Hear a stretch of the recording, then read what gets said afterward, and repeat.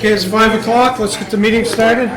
All stand for the Pledge of Allegiance. I pledge allegiance to the flag of the United States of America and to the republic for which it stands, one nation, under God, indivisible, with liberty and justice for all. Missed the first part. Good evening, everybody. Can we please bow in prayer with me? Father in heaven, hallowed be your name. Your kingdom come, your will be done on earth as it is in heaven. I come to you now in the name of the Lord Jesus Christ, Father. Thank you for this town, this wonderful town that you've given to us to be stewards of. Father, help us to be proper stewards. Even these decision makers that you've appointed, Father, bless them and guide them. I think of the light of the year, this time of season, Father, when the darkness surrounds us and the darkness seems to be encompassing this world, Father. We're reminded of the light of the world, Jesus Christ, who came on that one night in Bethlehem in a manger, Father, as the stars shone upon the manger and represented that light has come into the world. Father, remind us of that light, guide us by that light, help us remember that light defeats the darkness, and to be guided by your light, Father. We know that you will guide us because you love us and because you love this town, and we leave these things in your hands. In the precious name of Jesus that we pray. Amen. Amen. Thank you.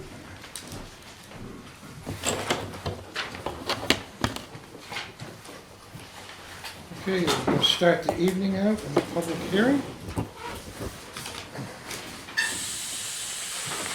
Hit the protocol on that.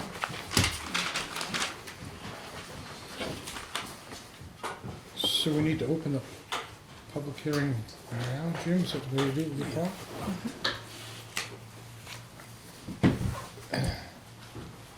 So, public hearing is from the police department for an amendment to the traffic ordinance, chapter 1, overnight parking and public parking lots. Go ahead and have the chief present on exactly Want to what. make a presentation? Discussion? Go ahead. So, excuse me, Which just has to be a minimum of 15 minutes. you guys have the packets that I submitted to you. I can't recall because I did it last week, but I'm not, I think I submitted more than just a cover sheet. I emailed. So you should have something that indicates the lots as well as an average of people staying in the lots. And then some other details that we'll discuss in a little bit. But basically, the town government, or the state law allows the Board of Selectmen to regulate our parking lots. And currently, the lots that are in question is free parking. Lots A through F are free, and typically during the year, anywhere between 30 and 40 vehicles are parked in those parking lots overnight. We do not maintain a database that lets us know who these individuals are that are staying in the lots, and because of that, we cannot contact those individuals if we need to close the lots, for example, for snow removal, maintenance, such as line striping, paving, removing dirt and debris. Also, we can't contact those individuals, and we've had a very difficult time doing that in cases where people or the town are utilizing those lots for events, or even utilizing them for private events.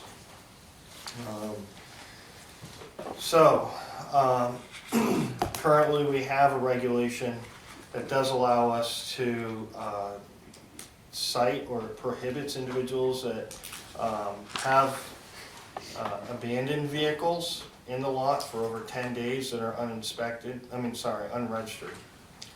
as well as trailers. So the issue is that we don't have a mechanism to notify individuals when we do need their vehicles moved. And it's come up quite frequently, especially snow removal issues. And for a lot of the events as they've developed in the town, and we've needed to move the cars. So what we're proposing And just so you know, as it says in your worksheet and for the public, vehicle registrations don't necessarily tell us where somebody's living. It could be a P.O. box, it could be somebody borrowing a vehicle, we just don't know who's where when we need to move these vehicles, so. So what we're recommending is that you adopt an amendment to Chapter 1, which requires permitting for overnight parking in the designated municipal parking lots, and I think I've sent you a list. Yeah. Permitting will be allowed, permitting will allow for the development of a notification system to contact the vehicle owners to move their vehicles for snow removal, parking lot maintenance, things that we discussed, or major events. Permitting will establish a clear oversight for parking rules in an effort to reduce communication disputes with vehicle owners and create an efficient way to communicate with them. And you guys know, I think over last winter, we had a real problem with removing some vehicles, and people were saying they didn't know, even though there was 2 feet of snow on their vehicle, and they didn't know they needed to remove them, even if it had been plowed in for a couple days. And honestly, that is a strong possibility because there are a lot of people that work from home now, and they're unaware of what's going on in the lot. So, our recommendation is to charge a $50 annual fee for overnight parking. And that fee obviously would go from January 1st to December 31st, not be prorated. And our second recommendation is that with the rules and regulations that I've submitted to you guys, to adopt that there be a $10 visitor fee. So you can get an overnight visitor pass for an individual, but it just costs $10. The key is not to make revenue out of this, but for us to break even on our costs. The cost of the permitting, the cost of the system for communicating to them, which we anticipate will be via text, email, and we could even do a robocall with the nonprofit system. I think I provided you guys with the language, as well as I also provided you with the documentation on the company that we would be using. It's called On Call Now. It's for nonprofit organizations. We anticipate anywhere between, I think I told you 30 to 40 vehicles, but this will cover us up to 50 vehicles or 50 people that we could register to, 50 max numbers. And this would allow us to do phone calls, text messages, and emails to give them notification, proper notification, and get their vehicles moved to another lot while something's going on. I'm also proposing that we include this permitting process for overnight parking for the lot that we manage here with the meters for overnight parking, as well as, even though it's already posted no overnight parking, but we should give somebody an opportunity for here if they want to park here overnight, if they live in some of the surrounding buildings, or parking lot A, which was previously prohibited, I think last summer, to overnight parking. We could allow permitted parking down there as well. I think I also provided you with a copy of the sign that we may use. Yeah. Yep, okay. If you had any suggestions on changes for language. And I also provided you, that's a copy of the sign, that we would post at all the entrances to the lots. And the overnight parking would be between 12 a.m. and 5 a.m., which is consistent with the overnight parking ban on all the streets in Littleton. And also the sticker, which would be placed on the back of their rearview mirror, so it wouldn't hang down or obscure people, which is reflective. It would look something like this. Maybe not that size. And then we'd have temporary permits that they could just stick in their vehicle for visitors. One suggestion, Chief, would be where they could get the permit, maybe post it on that sign saying to call or... Great idea. They'll only be available at the PD. Yes, so if you look at the language I put for the rule, those regulatory things as far as where how the process would go down, as far as payments and things like that, would be established by a parking enforcement division. But that's a great, I'm glad I provided you with that. So location to get permit. Yeah, because I mean, I can understand if they're a tenant, we could maybe let the landlords know that if they got tenants. Right. Because a lot of the parking is probably tenants, but there Sure. could be people come in and they just see the Yeah. sign and it's Yeah. like, who do I get hold of? Sure. Even the park. the Yeah, short that's term. a great idea. Yeah. And it looks like it's 3 main lots that have most of your parking. B, C, and Mostly, D, yeah. Based on your numbers. So Sure. have you worked with the landlords yet? You haven't, okay. No, I don't intend to. Okay. I mean, we could let them know after this, but landlords change. And and then it's gonna get into, well, my landlord didn't tell me. Yeah. And, I don't think it's the landlord's responsibility. It'd be very difficult, it'd be like herding Well, cats. I'm Yeah. not saying responsibility, but at least the fact that a lot of this parking is It's tenants. generated by tenants, Probably, yeah. absolutely, yeah. So The at other- least- Go ahead. I'm So I sorry. was gonna say, the other question I have, will we be able to have some sort of verbiage that will say that the town is held harmless? Because if we're asking them to pay, do they expect us to protect their vehicle? The town to protect- Hold harmless does not exist currently, and they park there for free. Okay, It's a good point. I mean, we could add some verbiage. To the, but I per- did to the not put permit that. itself, I think I put, yeah, we could, oh, yes. to the permit We could itself. put it the on permit that- the application. Good. The whole, I think we do have that on the whole, Okay. on the application that we're developing. So when they fill it out, because we're following Plymouth Police Department's protocol on this as well. okay. That came up in the discussion with parking enforcement. So And this will I will be- make a note that we make sure that we have that in the application agreement that they have to sign. And do they charge $50 as well? No, they charge a lot more. Yeah. But 50 you feel is 50 will reasonable. cover the cost of the permit, the sticker, the cost of the admin time for notification and the notification system. Like I said, we're not looking to make money off of this. Right. If so, we could charge a lot more. But would the permit also cover towing if we had to tow a vehicle that was not permitted? No, towing's at owner's expense, Okay, and that's already in the traffic control ordinance. okay. So, another question that I had, if, they'd be subject to a fine, but you hadn't put in here a number? I for- didn't, and if you look, there is an updated one that I wasn't able to get to you soon enough, but I decided for both the fine for, for fine.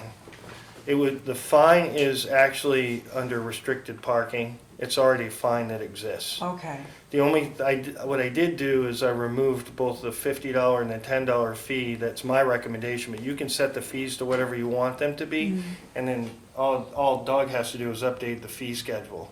okay. But as far as the fine, it would be restricted parking. It'd be the same as what we have around town for any other overnight parking violations, $25. Oh, okay. Good, thank you.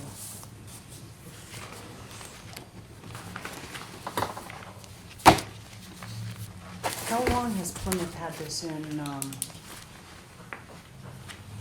I didn't ask them that. I know they've had it for at least 20-plus years. I mean, if anybody, alumni from Plymouth State University, I mean, as long as I can remember, Plymouth's had permitted parking, because they have a real bad parking issue down there during Yeah. the college season. So this would give you the contact information you needed to get a vehicle moved. Right. Absolutely, Yeah. which has been a real problem. I noticed it has, yeah, Yeah. the last year or so. Yeah. I mean, growth is a good thing, but we gotta kind of wrangle it a little bit and be able to keep our parking lots maintained properly, keep the snow removed properly. Yeah.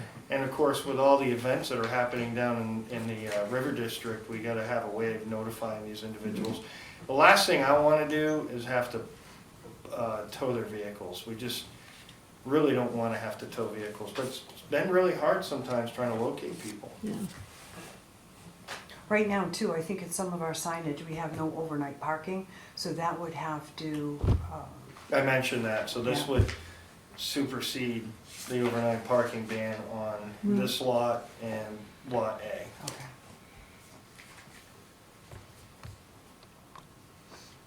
You're saying, so those would be changed out to permit parking only? It would all be the same. Yeah, all the permanent signs would be the parking. same. That's correct. It would open those up Yeah. actually Yeah. for people that Yeah. wanna park there as well. Good. Any discussion? Got all my With a questions minute left, you go ahead and take public comment. Yeah? Any discussion amongst the people? Nothing? This $50 includes insurance on the vehicle? No, they have to sign a hold harmless, Oh, they have to sign a hold harmless when they they gotta get sign there. a waiver, but you guys are not responsible. That's correct. Doesn't mean I gotta pay you or the town, and my vehicle, it can be smashed or robbed at any time. If it's, you know, you guys are not responsible. We're not responsible for any damages, just like right now, we're not responsible for damages in the lots. Yeah, but right now, they don't pay that $50. You have to pay that $50 so that you can park there overnight.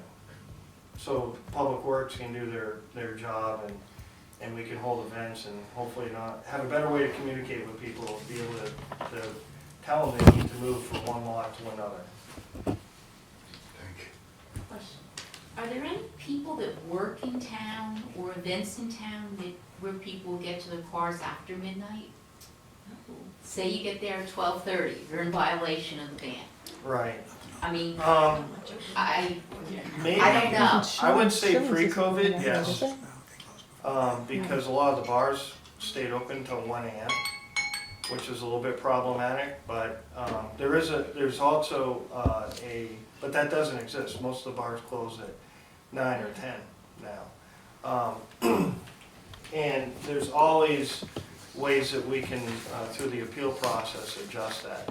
So if somebody says, hey, I got out of work at 1, I was working late at the bank cleaning, and I went out there to my car, well, if anybody's been through our appeal process, it's very or simple. if I've got to redo, you know, I'm cleaning the kitchen, that's a 3-hour job once a month. You know, I We would get out encourage at 1 them to- o'clock, what Right. do I do? Well, if they get a summons, then they probably should reach out to us for an appeal and we'd address that.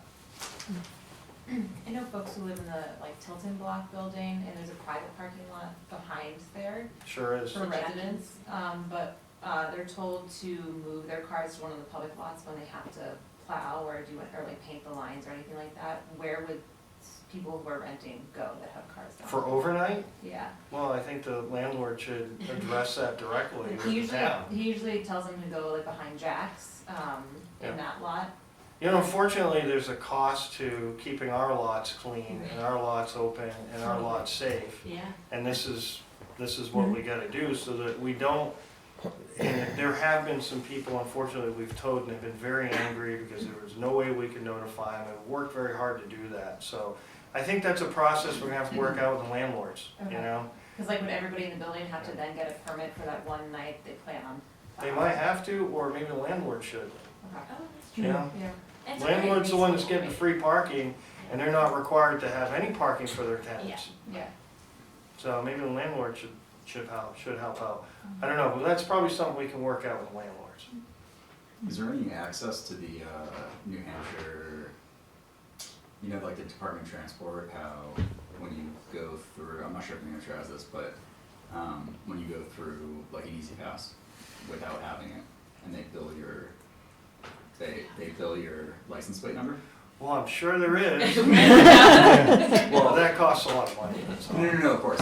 My question was access to, if that's state information, the list of information of people's license plate numbers and their addresses. You could pull that information in and connect it to your notification system. I think a lot of people don't have easy pass Well, things that Yeah. Especially if you're up north. Yeah, they don't travel You don't on use the it that often, yeah. I'm sure there's a system in place for that.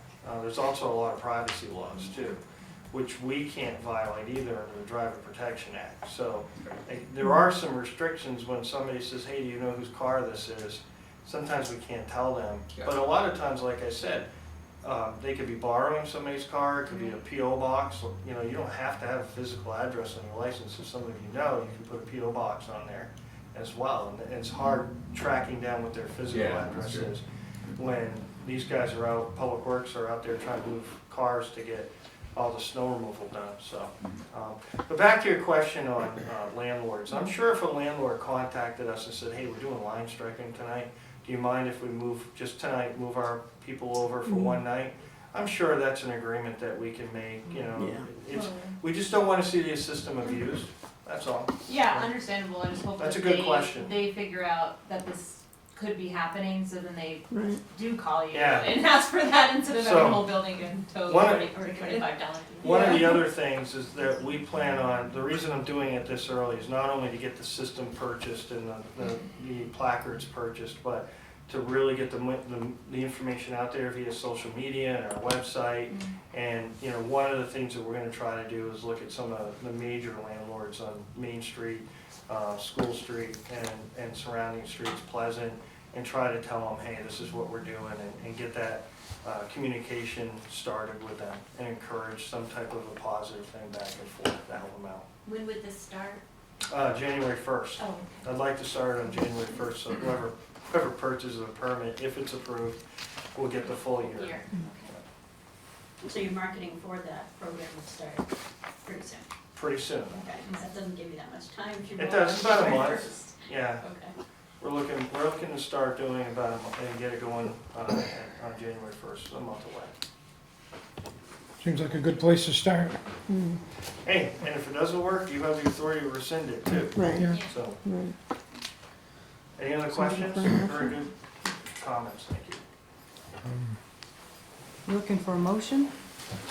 Yes, I'll make the motion that we take the recommended amendments for Chapter 1 requiring permitted overnight parking in designated municipal lots with the annual permits of $50 and a single overnight permit of 10. That simplifies it. Yeah. The chief doesn't get the idea of recommended being a real simple sentence. okay, have a motion. I think a lawyer must have written it for him. Do I have a second to that motion? I'll second. Okay. All those in favor? Aye. Aye. Is a motion to close that public hearing? I'll make that motion. I'll second that. All those in favor? Aye. Aye. Okay, so we have a second public Second hearing. public hearing. And that's being called to order at 5:23.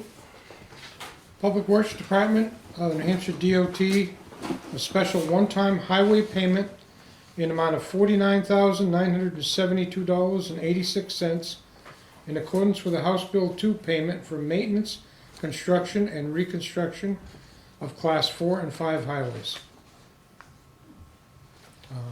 Presentation, Doug? Good evening, Select Board.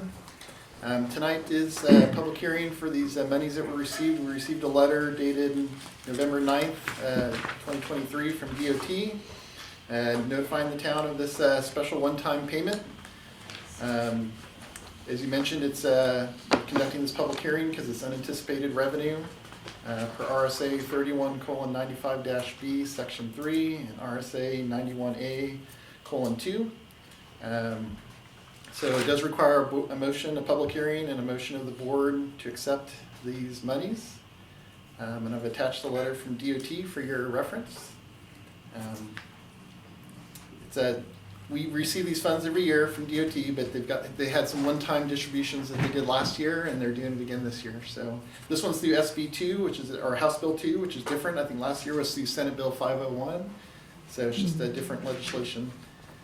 So I can answer any questions you have and questions of the public. Doug, when it says class 4 and 5 highway, does that mean that it's specific to the road? Correct. All town roads are class 5. And state roads, some state roads are class 4. But for Littleton, all of our town roads are class 5. Unless they're private. Right. Private roads are not included. Okay, Class well, 6 are not included. What I wanted to ask is then, and so if the board accepts 49,972, and then there's a warrant article for road money for 500,000 next year. Would this add 50,000 to that road money, or would it allow you to use it towards road money, and that'd be maybe 50,000 that could go to sidewalks? It could be added. The board would have to authorize the expenditure of those funds, how they want to But use it's it. specific to a road, Correct. so. Yes, so it has to be So- expended. So for- hypothetically, it could open up $50,000 for sidewalks. Correct. Okay. Yep.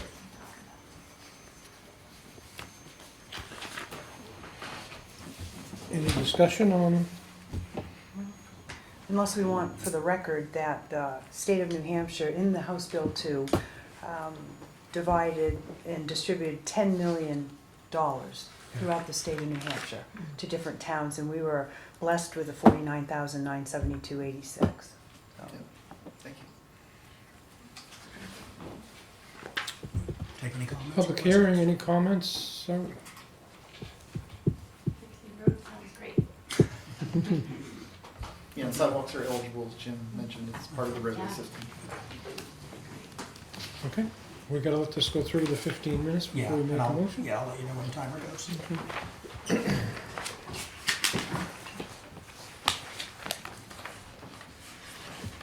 Presentations, no presentations, no appointments. Looking for approval of the minutes of the meeting, November 9th, 2023. I'll make that motion that we approve the, and it's the discussion to correct the tax rate per the DRA. Yep, And I'll make that motion to approve those minutes. I'll second that. all those in favor? Aye. Aye. November 13th, 2023, Board of Selectmen meeting. I'll make a motion to accept those minutes from the Board of Selectmen meeting from 5 PM, Littleton Community Center.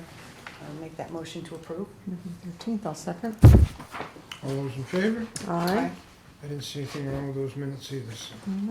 There was one slight change, but I It's fixed. spoke, Yeah, yeah, it got corrected. it got corrected. Yeah. So on November 13th, 2023, the Board of Selectmen went to a non-public. Number one. I looked that over and I didn't see it wrong. I can make a motion to approve that. And I'll second that. All those in favor? Aye. Aye. And on November 13th, 2023, Board of Selectmen non-public meeting number 2. I'll make a motion, we approve those minutes. Second? All those in favor? Aye. Aye.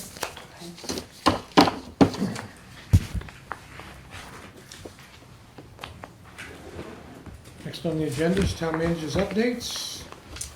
Yes, sir. There was a miscommunication between Vicki and I on Wednesday when she was finalizing the packets. This lease agreement has gone back and forth. This is involving Mount Eustis Ski Hill. In March, the voters approved the town and the ski group to enter into a 3-year lease.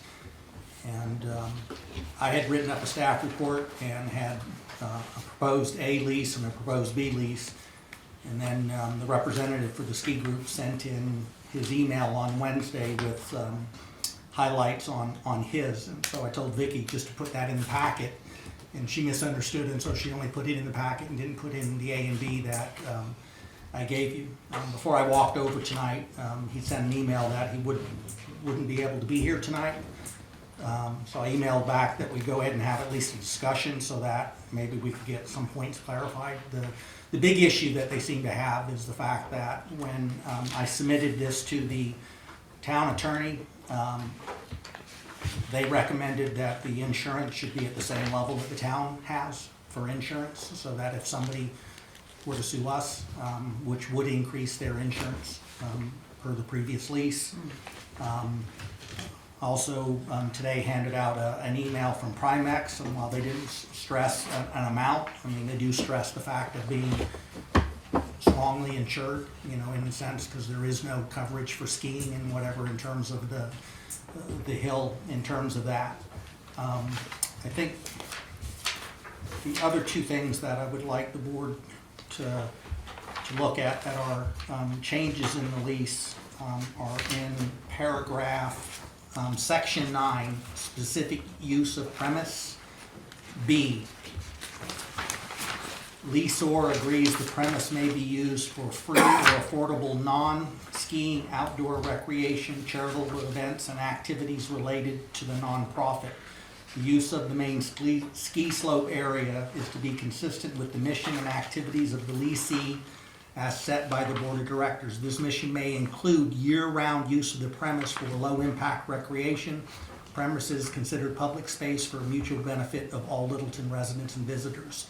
So that is new because the previous one's just restricted to the ski To the season. ski season. And so they're looking at opening that up to runs and other things that, you know, that could happen there. And then also section H in that same one, leasee acknowledges and honors prior commitments and agreements with the leaseor with Littleton Off-Road Riders Incorporated, Snowmobile Club, henceforth referred to as LORR Inc., including a designated mixed-use snowmobile trail as approved by the leaseor and/or the state of New Hampshire. Snowmobiles are restricted from the main ski area unless there is a prior written approval and agreement from leasee. Leaseor agrees to include the leasee in any discussions as it relates to the premise.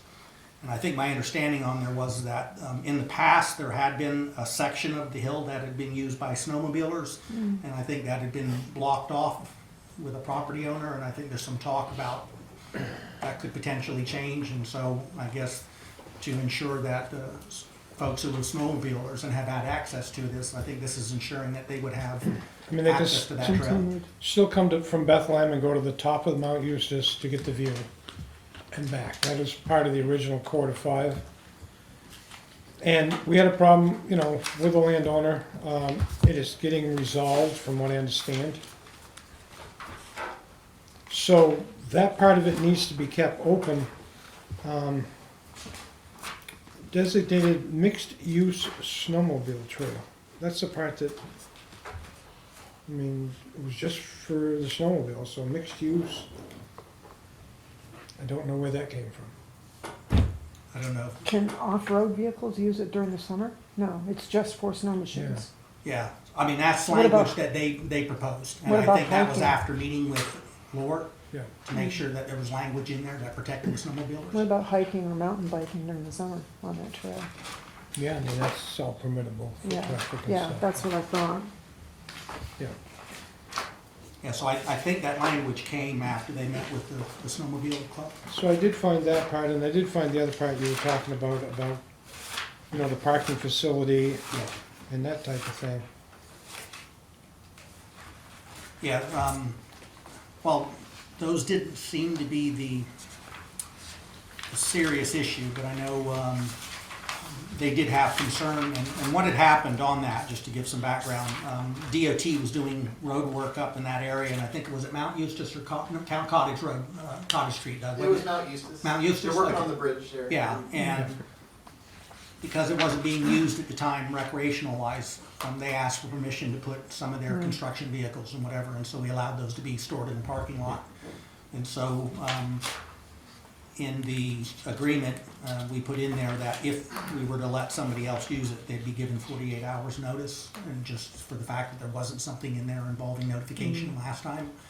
And then I think the other issue that they highlighted was putting something in that says if they were to make modifications or changes or build something there, that they would at least get our approval on what they were building or what they were doing as part of that process.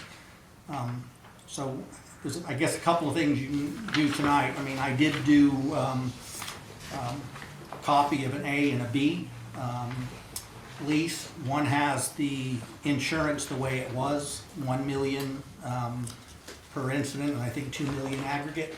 And then I also did one that was per the town's attorney, which was limits of 1 million per occurrence. Excuse me, I gotta get the right one. in front of me, because like you said, Linda, there's like 20 leases in here. Yeah, Wow, it can change so much. 5 million and 2 million. Yeah, there you go, thank you. So you've got one then with the 5 million and the 2 million. 2 million, which is what the town has. As I said just earlier, Mr. Tully sent an email about 3:40 saying that he couldn't be here tonight, and that was the one issue that they really had concern with. I don't know what is the cost of insurance. In the past, it had been the 1 million and the 2 million in the old lease, which is in your packet. So when this was sent back from the attorney, I mean, I sent over to them what at least what was recommended, but, so if that is something you want to discuss with them, we could table it and either put on the 11th or try to set up a scheduled meeting, because we're getting further into winter and snow. I mean, I saw the hill was white when I came back Yeah. from Florida. So, you know, Would it be worth it to, I noticed in their packet with the lease operations plan, they've got their management plan, but no attached information on it. They've got their safety plan, insurance coverage and risk management plan, days, hours of operation, but there's nothing explaining any of those plans. And I don't know if it would be worth it for us to just take a eyeballs look at it. They've got a noise and lighting mitigation plan, but what does that look like? And then also a complaint resolution plan that, I mean, we don't want to micromanage it, but I think it'd be important to at least be familiar with what their plan is. okay, Yeah. I agree with you.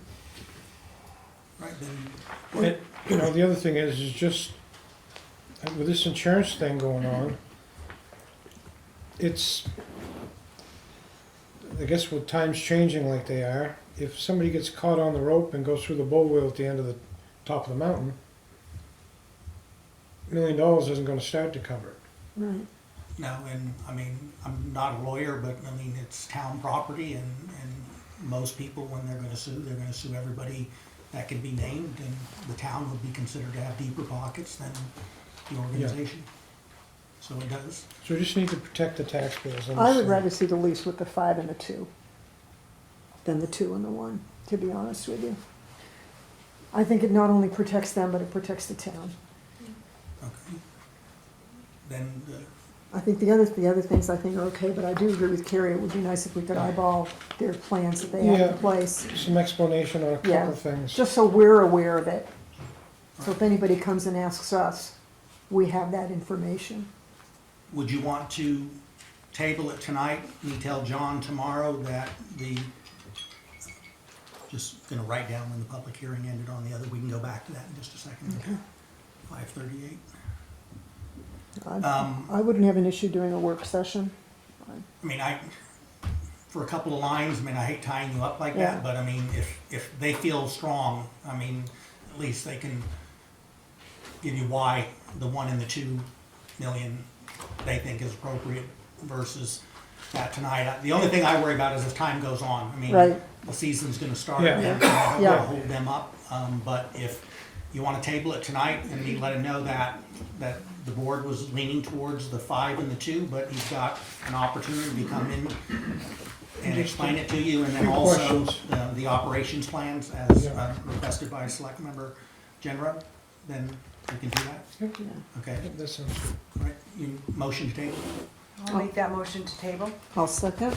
All those in favor? Aye.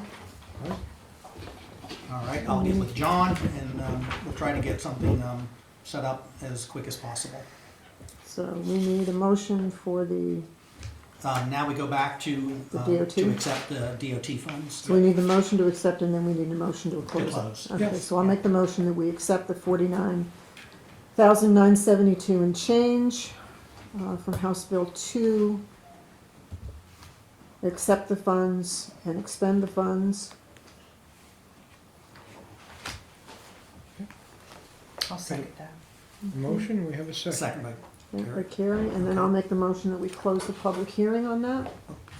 Gotta We get get a vote full, on the yeah. first All we're those in gonna- favor? I thought we already did. Aye. Sorry, thank you.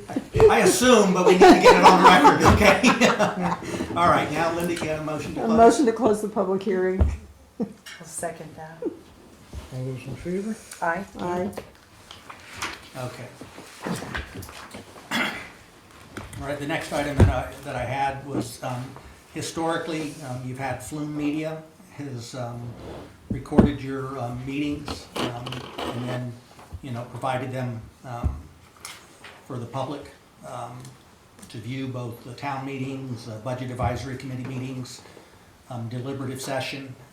We were notified by the owner of Flume Media that they weren't going to be able to honor their contract for 2024, change in business, and he's moving to a different part of the state.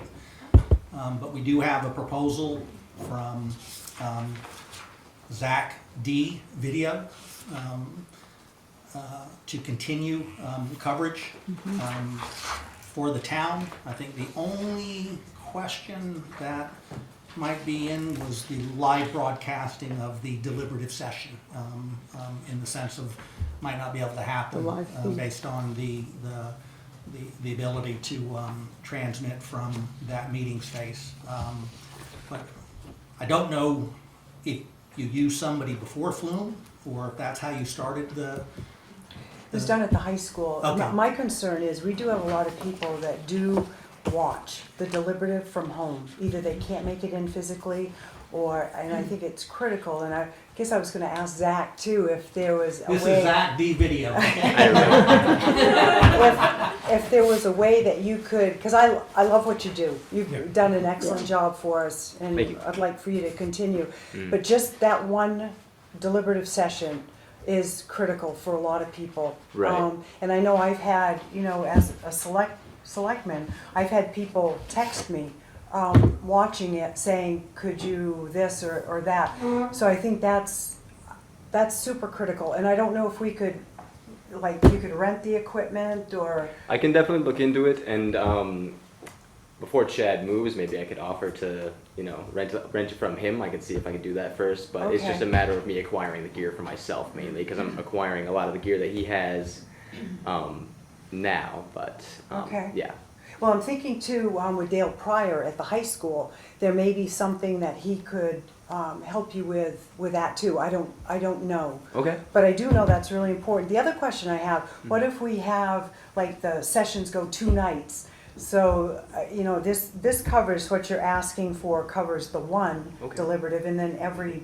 I'm assuming budget meeting and every Board of Selectmen meeting, which is great.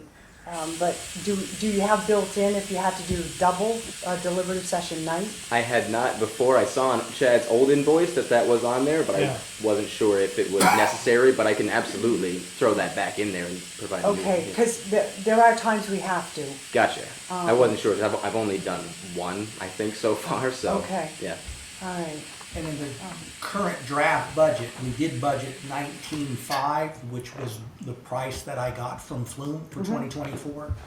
And so Zach's proposal was 18,127, so if it's going back and figuring out what another meeting would cost, I would figure you'd probably still be under the 19.5. Ideally, yeah, I should be. Good. So, you want to make a motion, or do we want to wait till the 11th and have Zach answer for you on being able to do the deliberative session live?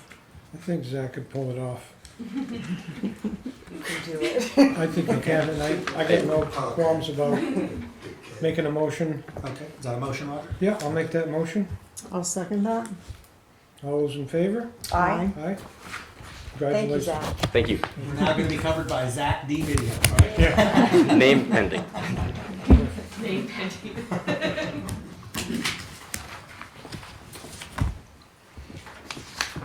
Okay. That's it for town managers' updates. Yes, sir. Old business, anything under old business for I you? don't have anything yet, is it? No, everything's fine there. New business? Public Works, listing of public auction bids received for disposal of highway trucks. Doug, you wanna take? Yep, this item is a follow-up from actually November of last year when you approved the disposal of those trucks through public auction. We went through a website municipal used by a lot of towns. So we've completed that process and we're reporting back to the board the outcomes of the bids received. I can go ahead and just read through them and read them into record for everybody. We sold a 2008 Ford F-350 quad cab with 126,000 miles to Oscar Rivas, or he was the highest bidder. The highest bidder was Oscar Rivas of Reading, Pennsylvania, for $5,800.00. Hank, would that be the truck that you guys would go from job to job with, the Correct. Yes. pickup style Yep. 350? Yep. Quad. Okay, four-door. yep. Thank you. Then next we have a 2008 Ford 550, also 1.5 ton chassis, regular cab with 127,000 miles. The highest bidder was Colin Hussey of Enfield, New Hampshire, for $3,050.00. Next we had a 2005 International 7400 six-wheel dump truck with 124,000 miles. Also sold, highest bidder was Oscar Rivas of Reading, Pennsylvania, for $800.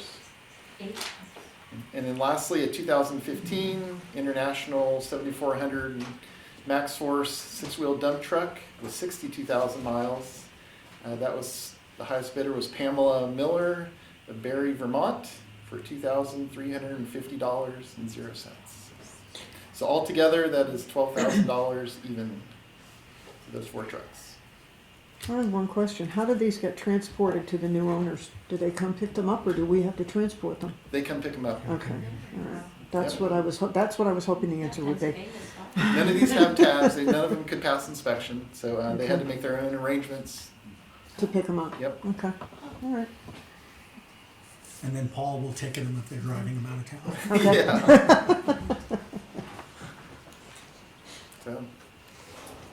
So that's it. There's no motion required. No motion required, no. Just reading it into the minutes. Mhm. The only thing I asked was that when this came up, I saw that they were surplus to November of 2022, so I think that we need to do a quicker job Yeah. of getting the equipment out on there and not a year from there, so I've had that discussion with Doug. Yep. Good. Thank you, Doug. Yep. Thank you.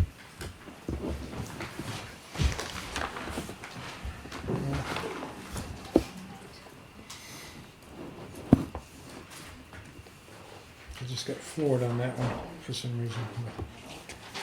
Okay, so the next new business, Public Works, removal of the Mill Street from the state TAP Littleton Sidewalk Connectivity Project, 41,362. Good evening again, Select Board. This is a long outstanding project. It was had begun well before I started working for the town, but just give you a brief background summary. The project started in 2016. This is the Mill Street and Cottage Street project, state funded through the TAP program. They've assigned it project number 41362. But this project was approved by warrant article in 2016. And it initially started, so the project's kind of funneled down. It started out with 13 different roadways being considered for sidewalks, and then based off the budget that was available, going through a preliminary engineering phase study, that got narrowed down to 7 roadways to consider. And as they went further along through the process, looking at specific costs for each of those roadways, they determined that was still too much for the budget. Again, through further alternatives analysis, they narrowed the project down to just Cottage Street and Mill Street. And this is working through the town's engineer that was, consulting engineer that was hired for the project. So the project was reduced down to Cottage Street and Mill Street with a budget of $1 million. And so we've gone forward today into final engineering that's been worked on this year, beginning of this year. We've finally got to the phase of being able to get some easements for the project. The project requires some temporary and permanent easements, both on Mill Street and Cottage Street.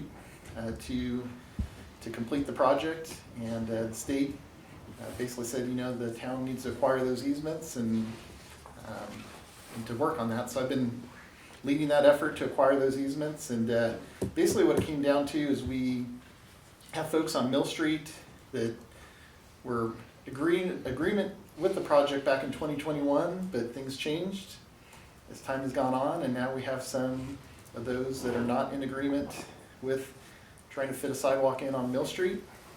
This will be a raised sidewalk with granite curbing and, you know, kind of replace the painted sidewalk or walkway that's out there currently. And so without the support of those folks for that easement, those easements, we can't move forward on that portion of the project. And we would not be able to get the state approval for the right-of-way, and therefore we couldn't go forward. So to keep the project, I'm asking you tonight to remove Mill Street so that we can continue to move forward on Cottage Street portion of the project. We have made good progress to date on Cottage Street, and reaching out to those particular property owners that we need easements from. We've already sat down and talked to the state about this, advised them of the situation. They have an internal process that they're going to go through to make that change to the project. They do not believe that the state funds expended to date for the project will need to be refunded to the town, or refunded back to the state, I apologize. But that's still being evaluated as the state goes through their project revision process. But the state advised us to continue forward with Cottage Street and keep the project going forward to go into construction for next year. On that last point, Doug, while they've said unlikely, but if they did, what would be the cost to the town for the amount spent on Cottage, or on Mill Street, so that we would know what would go back to the state? Did discuss that with the engineer, Jim, and they've estimated it would be about $100,000 for what the town has expended to date for engineering work on Mill Street. I was talking specifically to the project manager of the TAP program, so obviously he's just one person within the whole organization. That's why we couldn't give an absolute for sure on that, but that was just kind of his advisement. And just, I think it might be helpful for people here and those that may watch this on there. Can you explain what the delay was between 21 and 2023? Because I think that delay in communication is what maybe impacted some of the property owners not willing to go forward, and it might help just to explain what that process was. It really was the state process for the most part. For example, the preliminary engineering, when the town submitted, there's so many steps to the process, and the state has to review every step through the process of the project. So when we submitted the preliminary engineering phase of the project, and I believe that was done in 2021, it took 6 months for them to respond to that submittal. So that's just one example of things that took longer. And then when we got into the final engineering phase, we had to go out and do some supplemental work to get property valuation study done that was separate. And so that took time to get that property study done so that could go into the easements, so that we knew what to offer people for the easements that we were acquiring from them. So for this year in particular, that took some good amount of time to get that accomplished. And the last question I have for you is, if Mill Street is pulled out and the board approves that, when are people going to see Cottage Street started? Well, as long as the easements all come through on Cottage Street and we don't have any issues there, the goal is to begin the project as soon as the construction season allows for next year. So we would bid the project in January and have a contractor ready to go, hopefully by April at the latest, and for construction to begin as soon as the weather permits. So April of 2024 is the goal. Right? Okay. Then I have a question. If the state reduces it by 100,000, why would we want to reduce our money from 249 to 159 with the possibility of having to refund that $100,000 back to the That's state? the match. That's the town's match limit, because the project right now your match was Was 249? 249 of $1 million project. Okay. So if you pull the Mill Street section out, then the match It goes down to drops to 450. 159, which then is the difference between the Mill Street and the cottage. So So if we had to refund that 100,000, it would come out of that 159, it would come in addition to. the 159. It would be, yeah, so it Yeah. would cost us 159 Yeah, so I have a little, match I have a little bit and of concern. $100,000. I have a little Okay. bit of concern of reducing that from 249 to 159 Okay. until we know what the state's gonna do. Right. And I can keep Jim up to date as to if we get a final feedback on what the financials. You know, You can I pass don't know, that what are on your to. thoughts on it? I can't.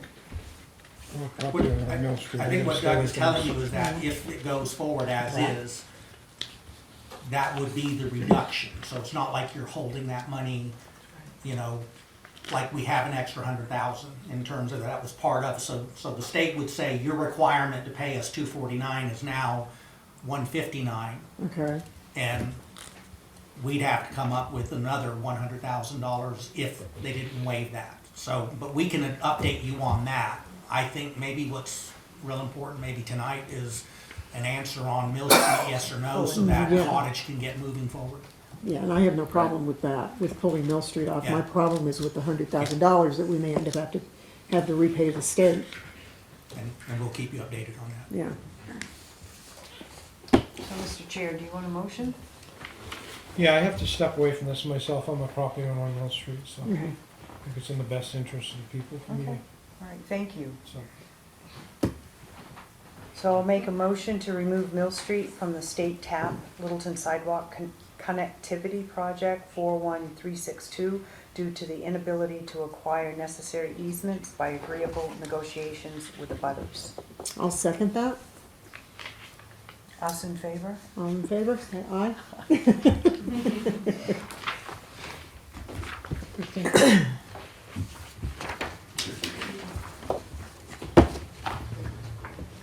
all right. That's it for the new business. Board of Selectmen topics. I just want to say, I went to the chamber luncheon last week. Jim did an excellent job. It was nice to see the business owner get his award as well. And I'd like to say that, from what I'm understanding from the merchants, it's been one of the busiest Novembers that we've had. Friday downtown was packed. And it's just, my hats are off to everybody for participating and doing what they do for the parade and everything like that. It's just a good community. Thank you. Anything else? I had a chance to go to the firefighters ceremony, the pinning of our new deputy chief and the pinning of the captain. Very nice ceremony. Quite a few people there, families there, and both Jim and I were able to attend that, and it was a good event. Yeah, like a good Very- turnout, yeah. Very proud of our teams. Okay. I guess that's it. The next is public comments. It's not questions, it's comments. We're gonna do this for about 15 minutes. Everybody will have 3 minutes to speak. And who wants to go first? Comment on what? On what you talk about tonight? What kind of comment do you want? What kind of comment do you want? Tell me. They don't get to tell us what I'm comments stupid. What kind of comment do you want? Tell me. Comments on what we've talked about tonight. Oh, that's what you want. If somebody's gotta ask you a question, you're not gonna answer, right? Because you're the selectman, right? This is comments, it's not questions. For the 5th time. Thank you.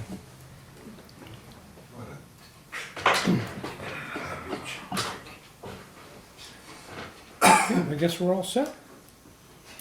Looking for a motion? I'll make a motion that we adjourn the meeting. I'll second that. All right, all those in favor? Aye. Aye. Thank you. 5:59.